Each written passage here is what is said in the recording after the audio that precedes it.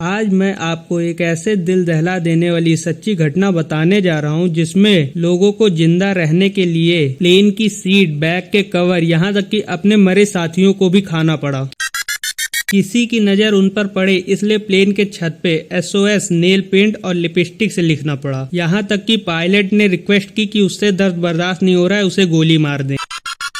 ये बात है 1972 एंडीज प्लेन क्रैश की। ईयर 1972 साउथ अमेरिका की कंट्री उरुग्वे के कुछ फेमस रग्बी प्लेयर्स अपने फैमिली के साथ चिली की सिटी सैन डिएगो में नेशनल रग्बी टीम के साथ फ्रेंडली मैच खेलने और फैमिली वेकेशन मनाने का प्लान बनाते हैं। ये हर साल अक्टूबर में फ्रेंडली मैच खेलने सैन डिएगो जाते थे। इन्होंने उरुग्वे के करास्को इंटरनेशनल एयरपोर्ट से प्लेन फेयर चाइल्ड FH227D से जाने का प्लान बनाया। ये कोई नॉर्मल प्लेन नहीं था, ये एक मिलिट्री प्लेन था। लेकिन फाइनेंशियल प्रॉब्लम की वजह से वहाँ की मिलिट्री प्लेन खाली टाइम में वहाँ के पैसेंजर्स को $1600 पर ट्रेवल कराती थी। इस प्लेन में टोटल 45 मेंबर्स थे, 19 रग्बी प्लेयर, 21 फैमिली मेंबर और 5 क्रू मेंबर। इस प्लेन के पायलट का नाम था फेराडास। ये कोई नॉर्मल पायलट नहीं था, ये एक बहुत ही एक्सपीरियंस पायलट था। इसके पास 5117 आवर्स का फ्लाइट एक्सपीरियंस था और इसके साथ एक को पायलट था, लेगुरारा। ये एक ट्रेनी था, इसकी ट्रेनिंग चल रही थी। तो पायलट ने प्लेन का मेन कंट्रोल को पायलट को दिया हुआ था। तो होता ये है कि ये सुबह उरुग्वे के एयरपोर्ट से चलते हैं, मगर थोड़ी दूर जाते ही वेदर खराब हो जाता है, तो इन्हें मजबूरी में अर्जेंटीना के मेंडोसा में लैंड करना पड़ता है और पूरी रात बितानी पड़ती है। 13 अक्टूबर 1972 को वेदर ठीक होने के बाद फिर से मेंडोसा से फ्लाइट में चल देते हैं। ये प्लेन 3:21 पर पेंचोन पास पहुंचता है। यहाँ पहुंचने के बाद रेडियो से को पायलट सैन डिएगो चिली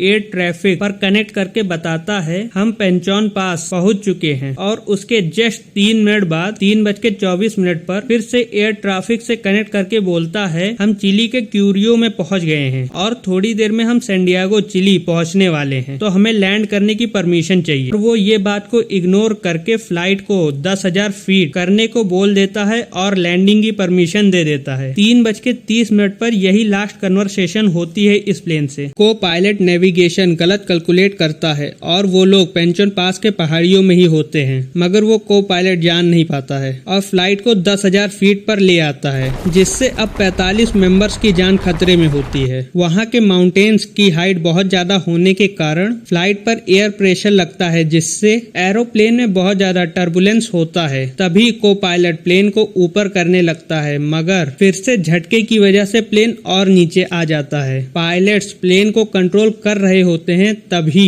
एक पहाड़ से लड़कर प्लेन का राइट विंग टूट जाता है और उसी के बाद लेफ्ट विंग भी लड़कर टूट जाता है और प्लेन बीच से आधा टूटकर 350 किलोमीटर पर आवर की स्पीड से जमीन में आ गिरता है। इस एक्सीडेंट में 5 लोगों की डेथ तुरंत हो जाती है और 7 लोग कहाँ गायब हो जाते हैं पता ही नहीं चलता। अब प्लेन में सिर्फ 33 पैसेंजर बचे होते हैं। ये लोग बहुत ज्यादा घायल होते हैं। उसके बाद भी किसी तरह ठंड से बचने के लिए प्लेन के खुले हिस्से को बैग से कवर करते हैं। इनमें कोई डॉक्टर नहीं होता, मगर 2 लड़के मेडिकल स्टूडेंट होते हैं। ये दोनों जितना हो सके लोगों की मदद करने की कोशिश करते हैं। इन लोगों को उम्मीद थी कि प्लेन क्रैश हुआ है तो एयर कंट्रोलर टीम इन्हें जरूर ढूंढेगी। बस आज रात की बात है। ये लोग बैठ के हेल्प का इंतजार करने लगते हैं। तभी इनमें से एक पैसेंजर को ख्याल आता है कि प्लेन के कॉकपिट में एक रेडियो होता है, क्यों ना उसकी हेल्प से जल्दी रेस्क्यू बुला लें। पायलट फेराडास प्लेन क्रैश में ही मर चुका था और को पायलट लेगुरारा के बॉडी के अंदर प्लेन के इंस्ट्रूमेंट्स घुसे थे। कहता है कि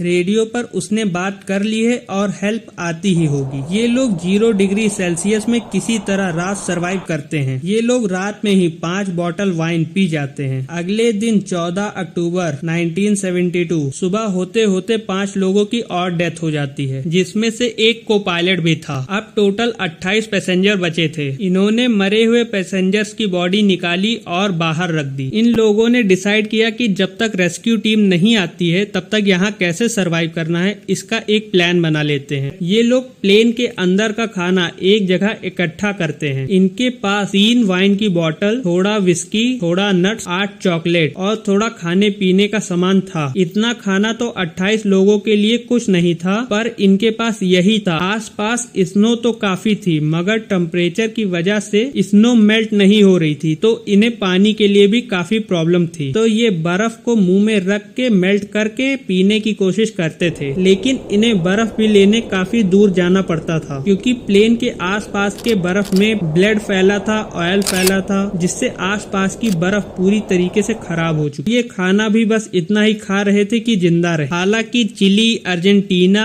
में प्लेन गायब होने की खबर पहुंच चुकी थी और 11 रेस्क्यू हेलीकॉप्टर टीम इन्हें ढूंढने निकल पड़ती है। ये लोग लिपस्टिक से SOS लिखने का सोचते हैं, पर S लिखने में ही लिपस्टिक खत्म हो जाती है। तो ये लोग बचे कुचे सूटकेस से बड़ा सा X बनाते हैं ताकि इन्हें रेस्क्यू टीम देख पाए, मगर इससे भी कोई फायदा नहीं होता और ये दिन भी इसी तरह गुजर जाता है। अगले दिन 15 अक्टूबर इन्हें पानी की काफी कमी हो रही थी, तो फीटो नाम का पैसेंजर स्नो को पिघलाने का नया तरीका बताता है। वो मेटल की शीट यूज करता है धूप को पॉइंट करने के लिए और स्नो को पिघलाकर बॉटल्स में पानी भर लेते हैं। नॉर्मल शूज पहन के बर्फ में चल पाना काफी मुश्किल हो रहा था, तो ये लोग शीट का कवर फाड़ के स्नो शूज बनाते हैं, मगर इन्हें सबसे ज्यादा प्रॉब्लम स्नो ब्लाइंडनेस से हो रही थी। जब सूरज की रोशनी बर्फ से रिफ्लेक्ट करती है तो वो आपकी आंखों को भी खराब कर सकती है। पूरे ग्रुप में बस 3 सनग्लासेस थे। 21 अक्टूबर 8 दिन बीत गए थे। अब तो सर्च टीम भी हार मान चुकी थी। उनका मानना था कि 8 दिन में प्लेन के सभी लोग मर चुके होंगे। इन्हें भी लगने लगा था कि अब कुछ नहीं किया तो मर जाएंगे। इन्हें जो रेडियो मिला था उसे रग्बी प्लेयर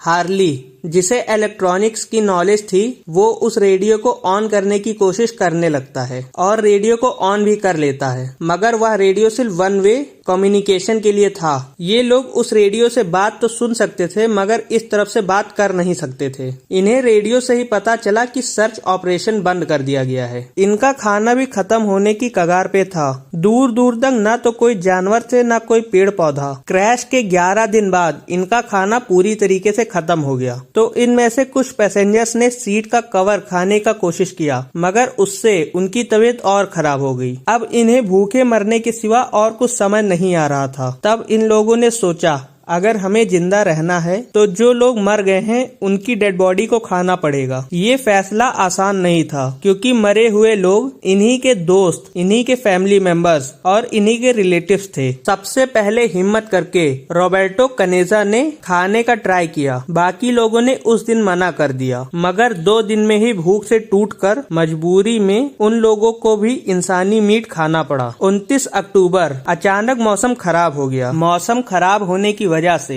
काफी ज्यादा बर्फ इनके प्लेन में भर गया। 8 लोग उसी बर्फ में दबकर मर गए। अब बस 19 लोग बचे थे। पराडो मेटल रॉड से कोशिश करके इतना बर्फ हटा देता है कि वेंटिलेशन आ सके। 3 दिन तक ये लोग अंदर ही बैठे रहते हैं। तूफान थमने के बाद ये लोग बाहर निकलते हैं। अब ये लोग ठान लेते हैं कि अगर मरना है तो क्यों ना कोशिश करते हुए मरे। पराडो और विजिटिंग 2 लोग सबसे ज्यादा ठीक हालत में थे। उन तीनों लोगों को थोड़ा खाना पैक करके दिया जाता है ताकि वो लोग हेल्प बुलाने जा सकें। ये तीनों लोग अंदाजा लगा के वेस्ट साइड में चलना शुरू कर देते हैं। 15 नवंबर को इन्हें अपने प्लेन का पीछे का हिस्सा मिलता है। इन्हें वहां से खाने पीने का काफी सामान मिलता है और उसी के साथ 2 वे रेडियो भी मिलता है, जिससे अब ये बाहर भी कम्युनिकेट कर सकते हैं। इन्हें वहाँ एक बैटरी भी मिलती है, तो ये बैटरी की मदद से रेडियो को चालू करने में लग जाते हैं। ये कुछ दिन रेडियो को चालू करने की कोशिश करते हैं, मगर उससे भी कोई फायदा नहीं होता। तो ये वेस्ट की डायरेक्शन में फिर से चलना शुरू कर देते हैं।